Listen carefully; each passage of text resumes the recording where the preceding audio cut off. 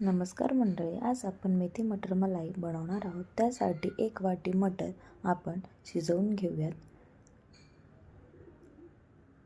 त्याचबरोबर आपण ग्रेव्हीसाठी लागणारे साहित्य पाहून घेऊयात.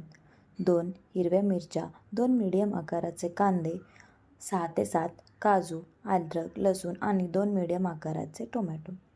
मेथी स्वच्छ धुवून नितळून घेऊयात. त्याचबरोबर वाटाणे शिजलेत की नाही तेही पाहून घेऊयात. मेथी अशी बारीक चिरून घेऊयात. कढईमध्ये 1 चमचा तेल गरम करून मेथी त्यात घालून आपण मेथी 2 मिनिटे परतून घेऊयात. मेथीमध्ये चवीनुसार थोडेसे मीठ टाकून त्यात अजून एकदा मिक्स करून घेऊयात. त्याच कढईत आपण ग्रेव्हीसाठी लागणारे साहित्य म्हणजेच 1 चमचा तेल टाकून कांदा, टोमॅटो, अद्रक, लसूण, काजू इत्यादी साहित्य परतून घेऊयात.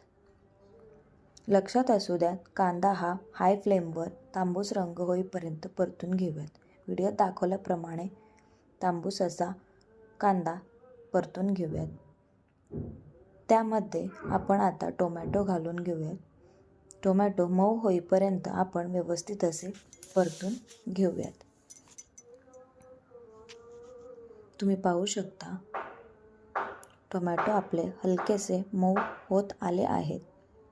त्याचमध्ये आपण ह्या स्टेजला आपण सुके मसाले ॲड करणार आहोत.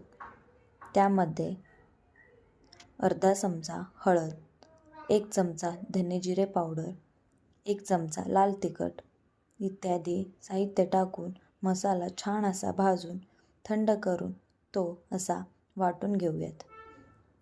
कढईमध्ये 2 चमचे तेल घालून वाटलेला मसाला व्यवस्थित असा भाजून घेऊयात.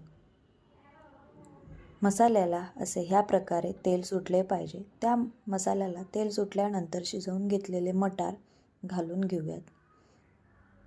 मटार घालून ग्रेव्ही 2 ते 3 मिनटं छान अशी परतून घेऊया. ग्रेव्ही परतल्यानंतर शिजवलेली मेथी घालून अजून एकदा व्यवस्थित असे मिश्रण परतून घेऊयात. ग्रेव्हीमध्ये आता अर्धी वाटी कोमट किंवा रूम टेम्परेचरवरचे दूध घालून घेऊयात. फ्रेश क्रीम नसल्यास दुधावरची साय फेटून घाला.